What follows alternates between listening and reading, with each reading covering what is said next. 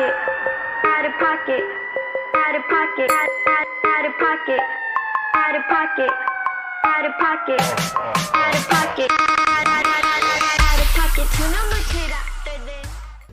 Happy New Year's, everybody. It is officially 2020.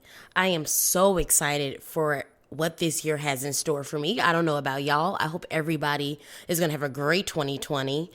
New Year's Eve, I had a fantastic night. I hope everyone else did. I hope everybody made it safe and sound to and fro. I hope that everybody that was with us last year is back this year. I just can't believe how fast 2019 went by. Like, it was crazy. It was just like March a week ago, but 2020 is here. 2019 is no more, and that is absolutely okay. So anyways, Out of Pocket is back. I told you guys during our holiday announcement that we would be having some changes. Obvious change number one, the show will be available Monday mornings from now on. Okay, that is our new publish day. I think Out of Pocket would be a great way to begin your week. So I'm really excited about that. Secondly, co-hosting. That is another change that we're having.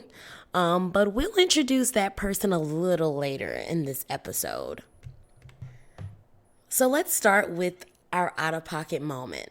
Now, this out-of-pocket moment, again, isn't very personal to me, so to say, but more so internationally, as we all know. And normally out-of-pocket doesn't touch on politics, but I definitely want to bring this up because it's going on right now. It's important, and a lot of people are kind of scared about it. First and foremost, we know that Trump sent an airstrike over to Iran and killed one of their generals, a very important general. And the past few days, a lot of, people have been getting deployed to go and help assist in this impending war that might happen. So definitely want to just start by thanking the troops for everything that they do for protecting our country, risking their lives, and being away from their family and friends to do so. Like, that is so brave, so admirable, and I don't think we can do enough to thank them. So let's just keep them in our prayers. Hopefully they make it home safely, and this war just doesn't even happen. Let's definitely keep them in our prayers. And also, the United States is in a terror warning or terror advisory until January 18th. So anybody traveling, just be careful. I'm supposed to be traveling in about 3 weeks, and we're actually going to DC. I'm a little nervous, but all you can do is pray and just put your faith in God. And that's what we're going to do. So, with that out-of-pocket moment, I just want to give my little opinion on that. Trump, I feel like, just started doing this stuff because of the whole impeachment thing. I think this dude was just like, you know what? Y'all want to impeach me? So I said impeach. Okay, impeach me. So I'm just going to go out with a bang. And sure enough, he did. Because, he sent airstrikes first in early mid-December. And then they, in retaliation, set fire to the U.S. embassy over there. And then he did this again. So it's kind of like, okay, dude, you're starting this. If anything happens, it's your fault. And you just really got to go at this point. So I'm not going to give Trump too much of my time. He needs to be impeached. He's completely out of pocket. This whole situation is out of pocket. And people can look at it different ways. The general, he has killed many Americans. This is true. But I just feel like this recent airstrike killing him was the wrong move to make.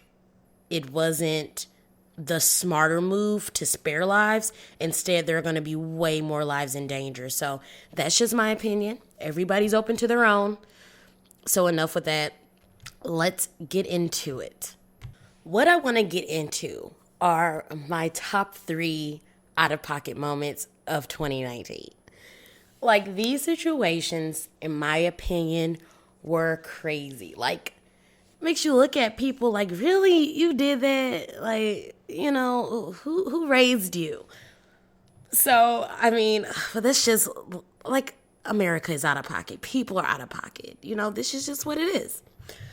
So, my number 3 out of pocket moment was involving Pat Patterson. As we all know, he's an athlete that plays for the Los Angeles Clippers. Now, Pat Patterson has a Caucasian wife. He's an African-American male. There is no problem with that. As we all know, I'm an advocate for interracial dating. Do it, love it, live it, whatever. But there was something he said. So he made an Instagram post, and he posted a picture of himself and his Caucasian wife. Cool, cute, whatever. So the black dude basically comments on Pat Patterson's Instagram of him and his wife, and he says, and I quote, "Bro, you grew up loving our women. Why wait till you get some real money for your perspective? And even if you wasn't in the NBA, worked at Walmart in Toronto, you wouldn't stand a chance, bro. You just became another statistic. I bet she's the only one in her family history to date a black guy. Stay woke." Unquote. Then Pat Patterson responded, and I quote, "True, if I never made it to the NBA, I would have never met her while playing for Toronto. But why does it matter? Love is love at the end of the day." Unquote. And then he also says, and I quote, So I should settle for a bulldog and act like I'm happy with my life and preach keep it in your race to the world, as if Dr. King didn't fight, die for equality, acceptance, all cultures loving one another, etc., unquote. So as we can see where the backlash was. Settle for a bulldog. And a lot of black women and black men were like, wait, is he referring to all black women as bulldogs? Because, bro, that's not really cool. So he responded by saying, no, I was just talking about the black dude who coming in under my Instagram picture's wife. But it's like, bulldog, like, I understand being offended and, taking up for your wife. But I'm sorry, that did not sound like you were just talking about that man's wife. That sounded like you were referring to black women as a whole, because the guy that commented on your picture was talking about black women as a whole. But I digress. Pat Patterson, do your thing. I'm pretty sure all of us bulldogs don't really care to have you anyway. So we're going to just move right along. Next, out of pocket moment of 2019, number 2. The whole Santa Claus thing. Not telling children that Santa Claus is a white male. Basically saying that Santa should be gender neutral. I don't know about y'all, but that doesn't go too well with me. Like, this is tradition. Like, I understand, and let me put a disclaimer here, not homophobic one little bit. And I get understanding to make, people of the LGQBT, I don't know if I said all those letters right in order, sorry, making them feel more inclusive. I know there's more letters in that too. Sorry, guys. So anyways, I know it's about making them feel more inclusive, but I just feel like there are some traditions, some ways that children are raised that we should just not touch it. It's for the kids, guys. Leave it for the kids, please. And lastly, number 1 out-of-pocket moment, moment of 2019. The 16-year-old girl who faked her own kidnapping in New York literally had some guys pull up while her and her mom are walking down the street and just throw her in a van in front of her mom. Like, you have to be heartless to want to put your parent through that type of worry and pain. Like, that is crazy to me. And this isn't even the first time it had happened in 2019. It happened in September in Texas. Like, what are you kids thinking? Like, are you not getting the attention you need? Are you not having a relationship or being paid attention to by your parents? Like, there has to be another way than getting kidnapped, because the girl in New York situation could have gone very differently. Like, if, say, her mom had a gun, she could have shot those dudes. Then what? You're being charged for murder because this whole thing was your idea. This was your plan. Like, people make decisions and they do not think them through. Like, I'm telling you, if my child faked a kidnapping and had me going through that worry for days and days, it doesn't even have to be days. It could be hours, minutes. I would be livid. And I don't know, I might not even forgive you for a while. Like, that is not cool at all. So without further ado, it is time to introduce our new co-host. Some of you may love him. Some of you may hate him. Some of you may love to hate him, but he has been mentioned on previous episodes. Drum roll, please. What's up, y'all? It's your boy Joe, aka 4 Month. Finally made it to the podcast. I've been waiting for this moment for a fair amount of time, if I must say so myself. So, I'm one to get straight to it. So, what we talking about this week? I want to know what's going on. Oh my God, so you're just rushing through things. There's a whole backstory with you. Oh, no, we don't need to talk about it. The night at Wheelhouse. What? When I was supposed to be alone forever. Y'all want to hear my side of the story? Tell them your side. Let me tell y'all my side of the story. It's always two sides to a story. Go ahead. So, essentially, what I remember, because I don't remember a lot. But I remember we went to Wheelhouse, and it was me, Mikey, Maureen. I think that was it. That was it. So I did go to the bathroom. I remember that. And I ain't gonna lie, y'all. I was gone for a little while because things happen. You know what I'm saying? I had some things to take care of. You know what I'm saying? I've been drinking. I've been eating. You know what I'm saying? Things happen. So when I did walk out, the club was shut off. It shut down. It was bad, y'all. And I was like, oh, snaps. I gotta find them. So I ended up bumping into somebody who I knew. Don't really know them. That's the problem. But I knew them enough that apparently, and I believe her when she said I had my arm around this young lady, because I do talk to people very intimately. And I will admit that, I was wrong for that looking back on it. But I'm just a personal person. I'm cool. Like, with the homies, I throw my arm around my bro. Like, it ain't nothing like that. Like, no homo. Like, I'm just a natural, like, I touch a person, don't really trip off of it. But when I tell you, the way she snapped, I was a few names this, a few names that. Oh, I didn't call you out of your name. You didn't call me out my name, but you didn't call me my name. I'll tell you that much. But nonetheless, as you can see, everything happens for a reason, y'all. So, I mean, I'm here now through, the valley, the river, the trials and tribulations. I'm here. So. And if he hadn't done that, he'd be higher than 4 months. So it was his fault. I mean, hey, you know what I'm saying? I listen to my boy 4 Stunner say, 4 times. I'm listening. I'm cool with the 4. Oh my God. Saying? Throw your foes up. And when I see y'all out in public, throw your foes up. I know what you're talking about. Oh God. 4 months. 4 months for president. All right, let's jump into our first topic. And this was a situation that was brought up by one of my coworkers. And basically there was a woman in labor and she was married. And I believe she was under her husband's health insurance. And she wanted an epidural.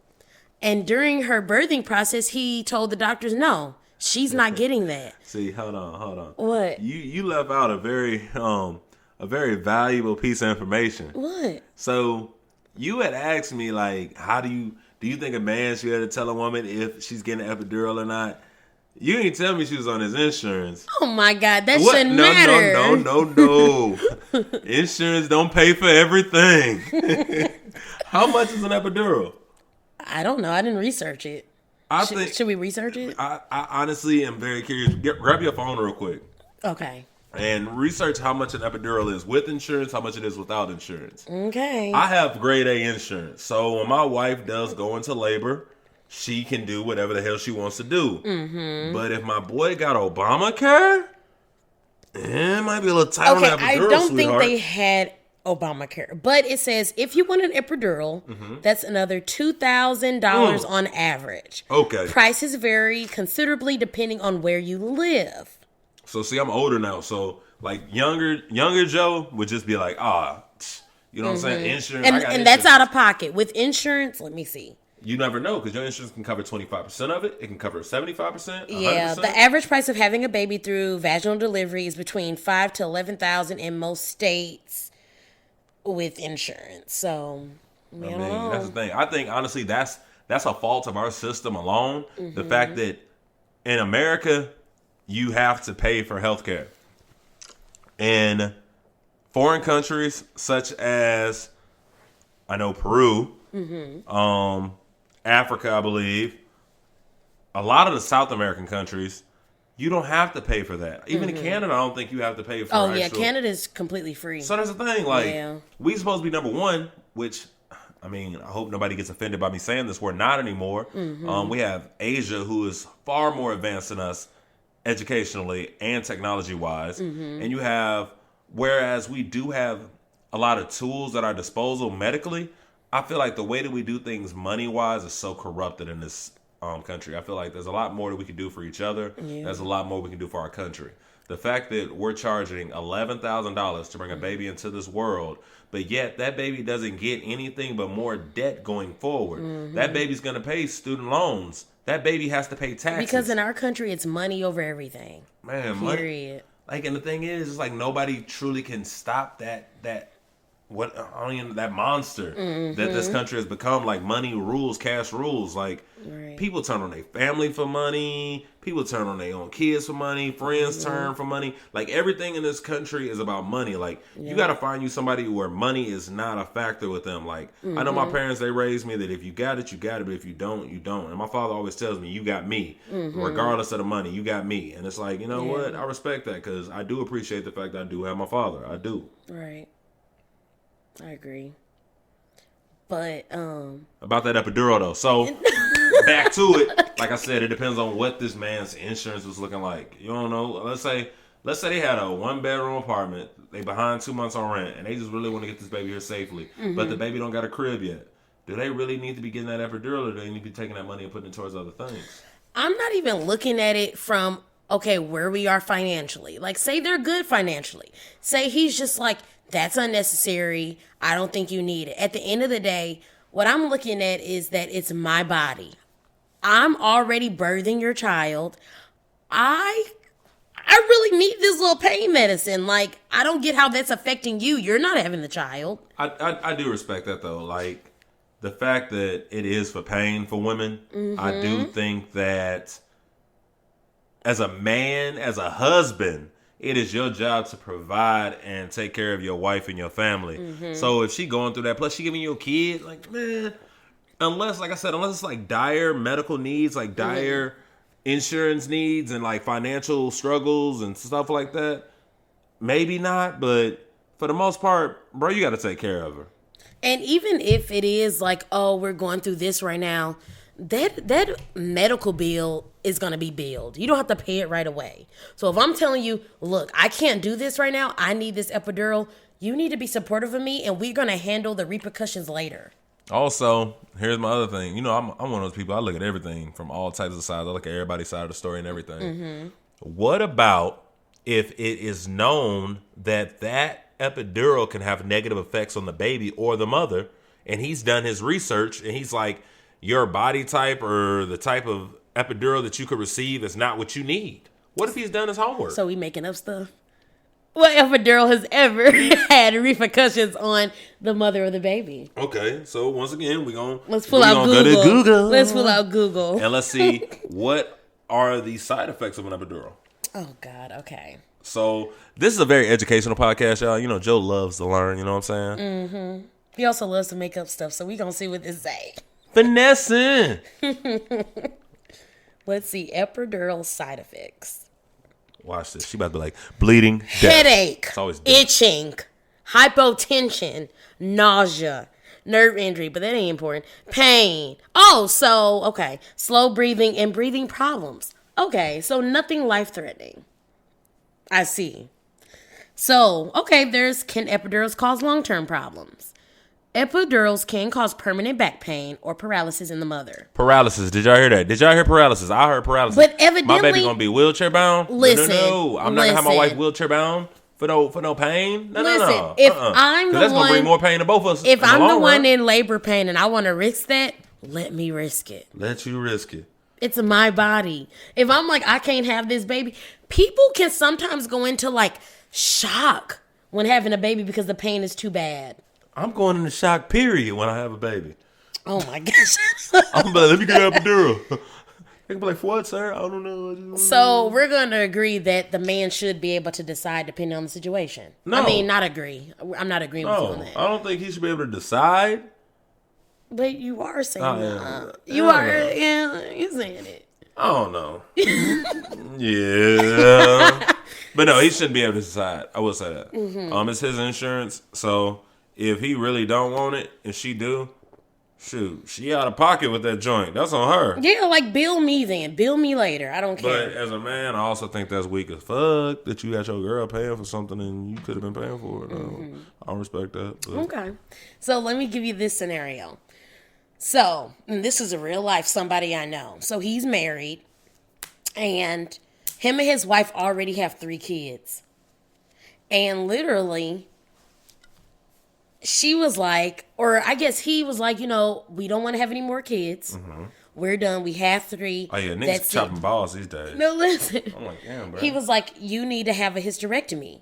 Oh, he didn't do it? Listen. Oh, shit. So she was like, well, my body has been through enough. I've had 3 kids. I don't want to go through any more surgery. I don't want to do anything else. You get a vasectomy. So he was livid.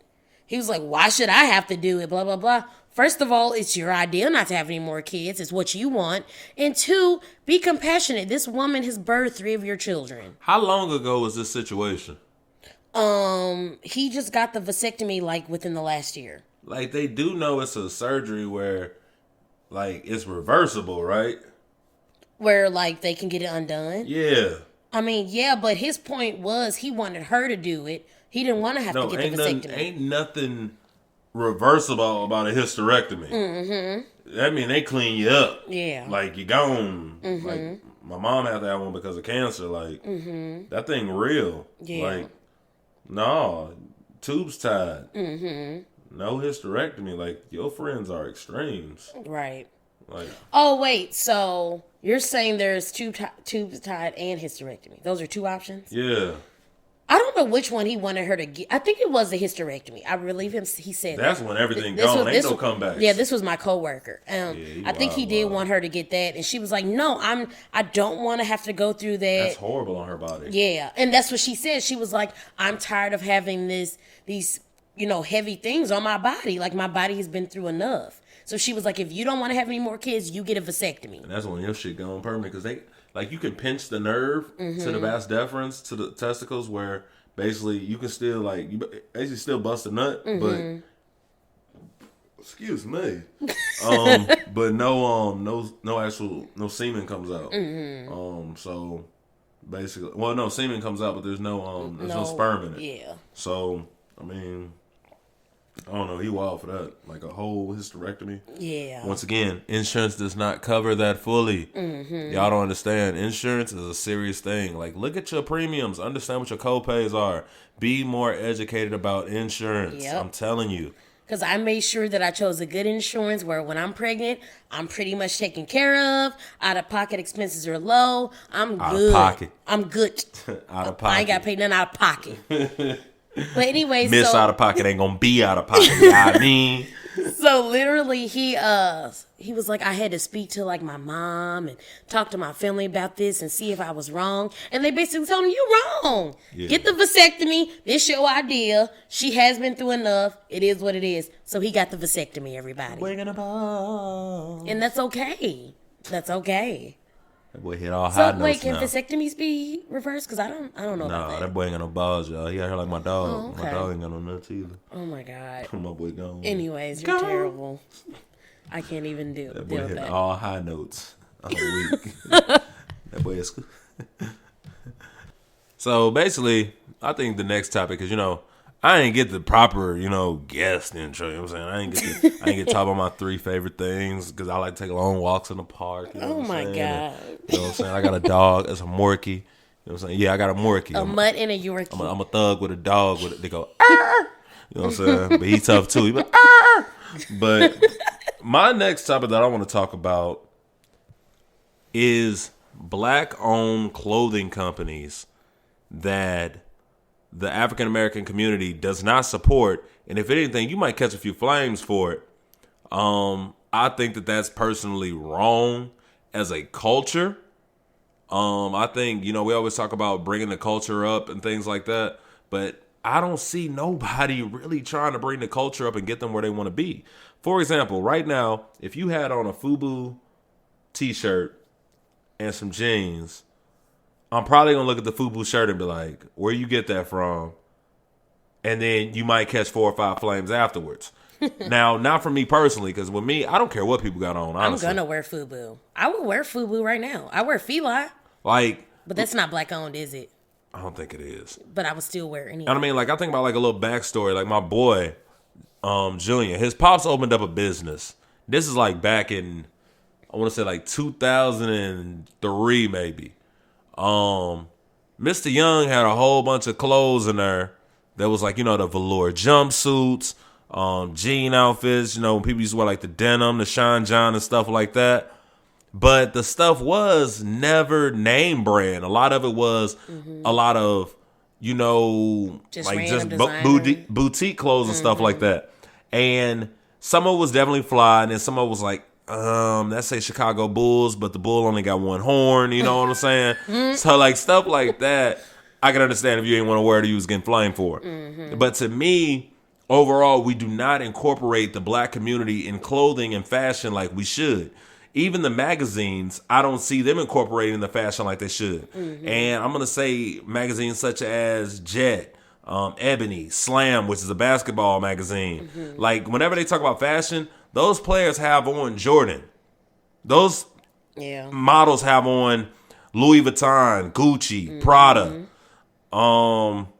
Everybody here wearing Uggs. Like, if there was a black-owned boot company, ladies, would you guys support them more than you wear Uggs? Don't get me wrong. I've put my hand in an Ugg before. The inside of that Ugg was so soft. And warm. But I don't know. Me personally, I said I was going to stop wearing Jordans. This was about maybe 3 years ago. It's hard to find a colorway of shoes like Jordans that are designed the way that they are. Because a lot of people, if you really are a Jordan wearer, you understand that he has Italian designers, French designers, shoes that are based off of this happening in Russia and this happening in the Olympics. Like so much history in the shoes alone. But you know why I really hate wearing Jordan? Why? It's because he does not do anything to help the black community. He charges all these high prices for these shoes, and all the black people buy them faithfully, in line, overnight. And he has not done one thing to help the black community. That's why I hate buying his shoes. But you say him. Like, don't even, your fight is not with Jordan. Your fight is with... No, Michael Jordan. My fight is with Michael Jordan. Here's why your fight's not with him. He sold Jordan, the brand, his name. He sold the likeness of his brand years ago. And yet he still gets a percentage. Does he not? I don't think he does. I think he does. He sold it. And at the end of the day, this man still makes so much money and has been the main person that has not donated to a cause. I'm not going to say he ain't donated to a cause. Kanye has. Jay-Z has. Beyonce, so Rihanna. Who said Jordan hasn't donated anything? I'm just saying. I haven't seen anything about it. And if I'm wrong, please prove it. Let's go to Google, guys. Jordan's more likely to give back to the game than anything. A lot of people don't understand it. He'll do it like through sponsorships of that nature. Like the fact that somebody gets sponsored, such as North Carolina right now is sponsored by Jordan. I think that might still be Nike pulling that trigger because I don't think he gets to decide what his name goes on anymore. I don't know.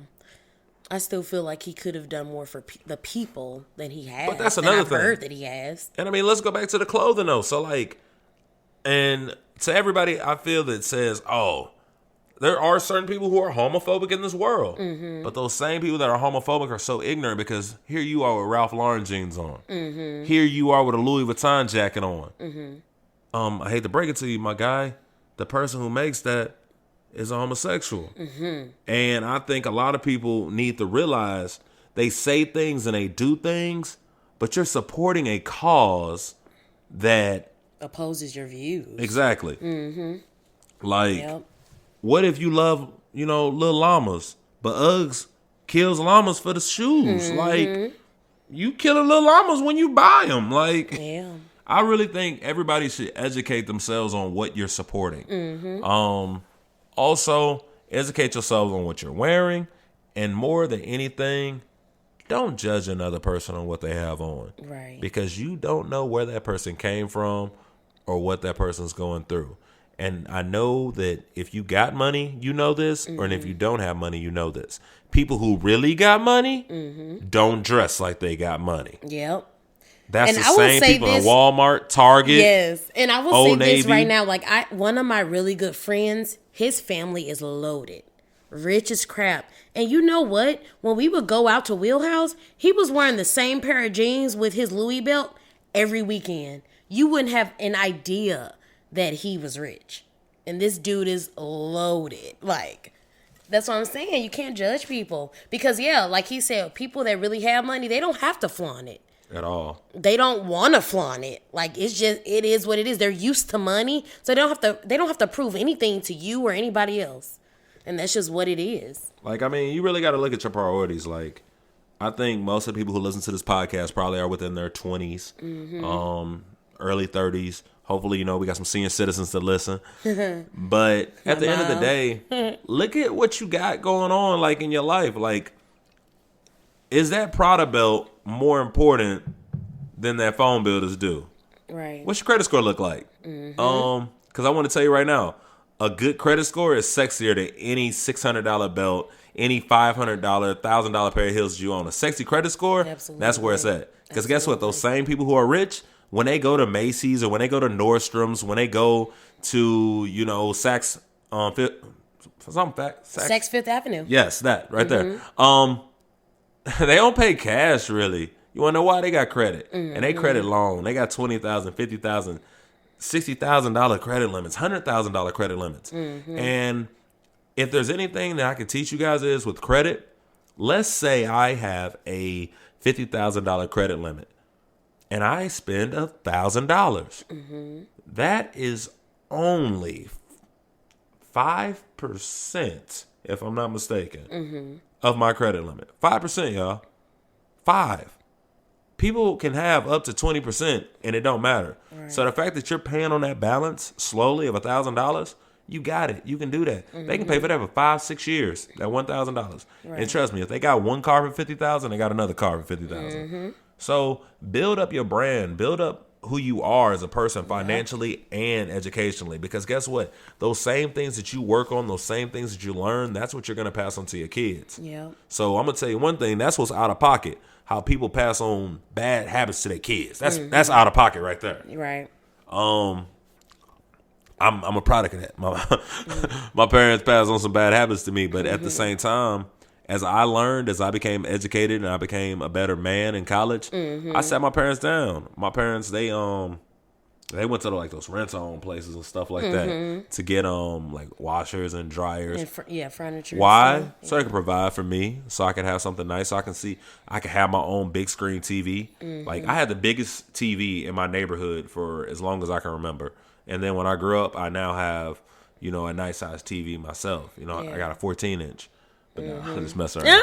I was like, wait, what? But no, just educate people. Like, even the ones you love. Like, it might be somebody that you look up to that they need to hear what you done learned. And that's what I learned with my parents. Like, my parents taught me a lot with respect, with working hard. But financially, they didn't know. Right. And the stronger I get financially, the stronger I try to make sure that they can get financially. Yeah. And then if they are strong financially and I'm getting stronger, that's their grandkids having wealth. That's my kids having wealth. Like, it's just their grandfather having wealth when my kids have kids. Like, it's building that wealth in your family and teaching it so it can be passed on generationally. Right. Because even with my saving habits, like, my parents look up to me. They're like, you save. Like, you never don't have anything. You pay your bills first, then play later. And that's what I taught myself. Like, growing up, like, my mom got us whatever we wanted. She did. And when my dad was around, he got us whatever we wanted. But they really didn't teach us the importance of credit for real. And that's something I taught myself. And saving is something I really instilled in myself. And, like, now they look up to it and they're doing it. So, like, sometimes you do have to teach yourself, but let's change that and start teaching our kids that early. Like, take care of what's important first. Put money aside for a rainy day. Stop living paycheck to paycheck.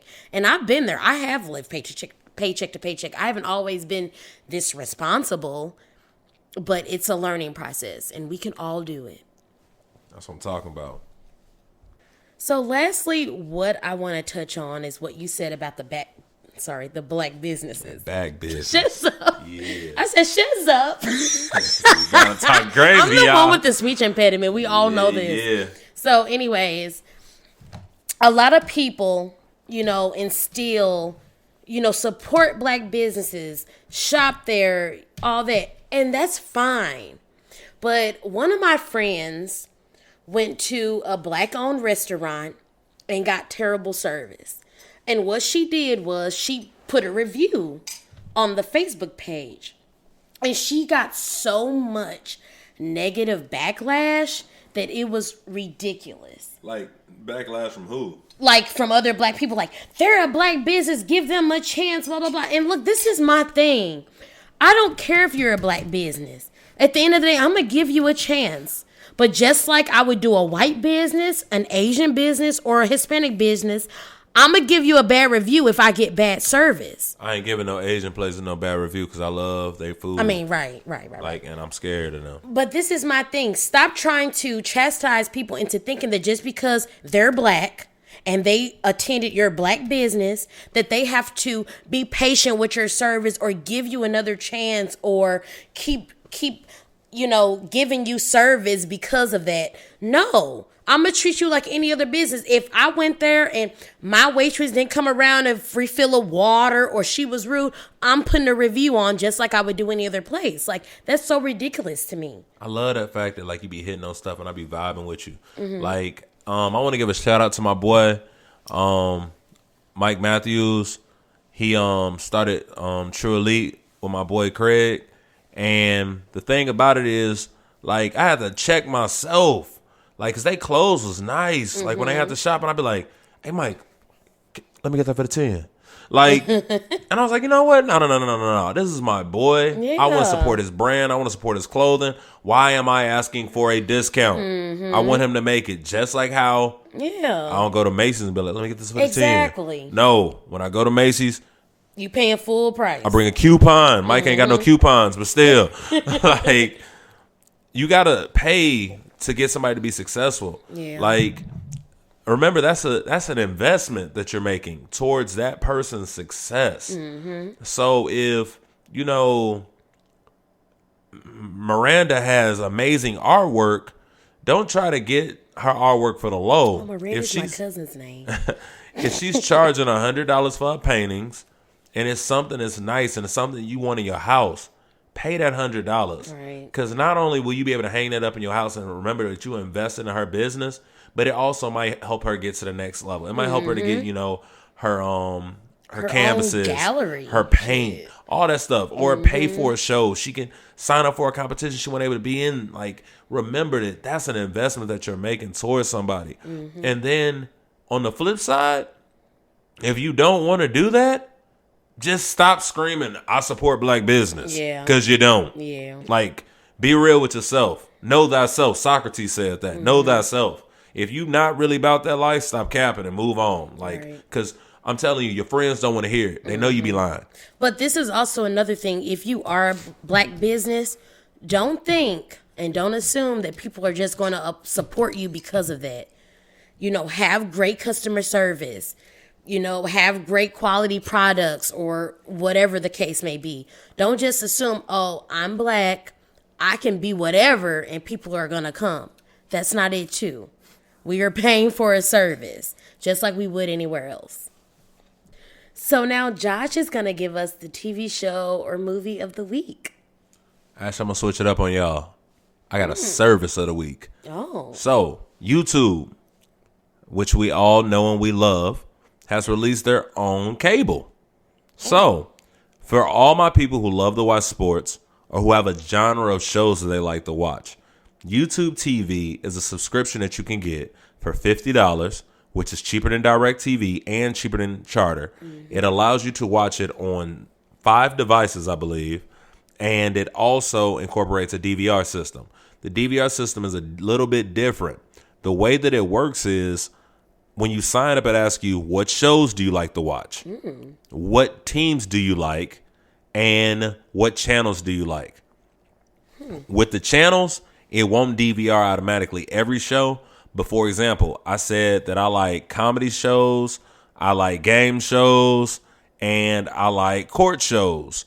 So now when I go to my YouTube TV library, all those genres of shows that I said I like are automatically in there. I said I like cooking shows too. So let's say it's a cooking show on the Cooking Channel, of course, or maybe, you know, the Home Garden TV network, or let's say it came on NBC. All of those different cooking shows are already going to be lined up for me. That's dope. Also, I said I like basketball. So any basketball game that comes on TV is automatically DVR'd. I said I like Duke. It finds Duke basketball games and automatically records all those games.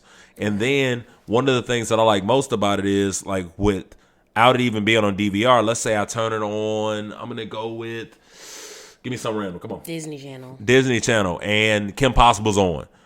The moment you click on Kim Possible, even though Kim Possible has been on for 15 minutes, it says, do you want to start from the beginning or would you like to start from right now? Oh, wow. I'm like, hell, I want to start from the beginning. So for $50, y'all, YouTube TV is super tight. If you have Verizon, it's free for the first month, and then it's $50 after that, and it just goes in your phone bill. And Verizon is the best phone service ever. Oh, God. Oh, my God. So thank you for that. YouTube TV, everybody. Check it out. Get it. Sounds better than anything I've ever heard of. All right. So now our location of the week. And for anybody joining us in 2020 for the first time, we give these locations of the week for anybody that are thinking about visiting St. Louis or people that are want to get out and, you know, discover new places in St. Louis. And the same for the TV shows, TV providers, whatever. Like, we know y'all like to binge watch stuff. So, but anyways, my place is the Selfie Room, which is located. I said located. Why can't I talk? Loche. Why? That's French. It's because you needed lotion earlier. What? I'm just kidding. So, it's located downtown St. Louis on Wash Ave. And basically you go, there are like, how many different rooms are in there? Like, a lot of different rooms. You can bring a change of clothes. Each room has a different theme. You just take pictures. And it's awesome. It's about $30 per person. But either way, it's totally worth it because have a photo shoot. I don't know. That's where we're gonna go. Hey, low-key, $30 for a photo shoot. That's worth it. Right. But you better take an ample amount of pictures in there. And an ample amount of outfits. Don't take more. Don't just take one extra one. Take a couple extra. That's what I'm gonna do. But yeah. I'm wearing the same thing. Ew. You ain't gonna be in pictures with me. I'm gonna say I'm in a picture with a different person every time. Oh my God. But yes, y'all, check out the Selfie Room. It's great. So anyways, that was Out of Pocket, and we're so glad to be back in 2020 with you all. And I'm glad to be with y'all. Happy New Year to all y'all. Much prosperity, peace, love, and soul. Oh, God. All right, now. What? You don't like that? No, I love like that. that. I love the way You you know what I'm said saying? it. I mean, like, It was great. you ever seen Soul Train? I think she's too young for Soul Train, y'all. Maybe. Oh, Lord. No, I used to watch that. I was like 2. Oh man, I was like 16, pop locking. I ain't that old, y'all. I mean, like the new Soul Train. I used to watch it on Saturday mornings. Yeah. Anyway. But yes, guys, we'll be seeing for a month for probably about 4 more months. And I'm out this joint. I'm on probation. Oh my God. So everybody, thank you. We'll see you next week. Bye. Doodaloo. Girl, do your thing, do your thing, do your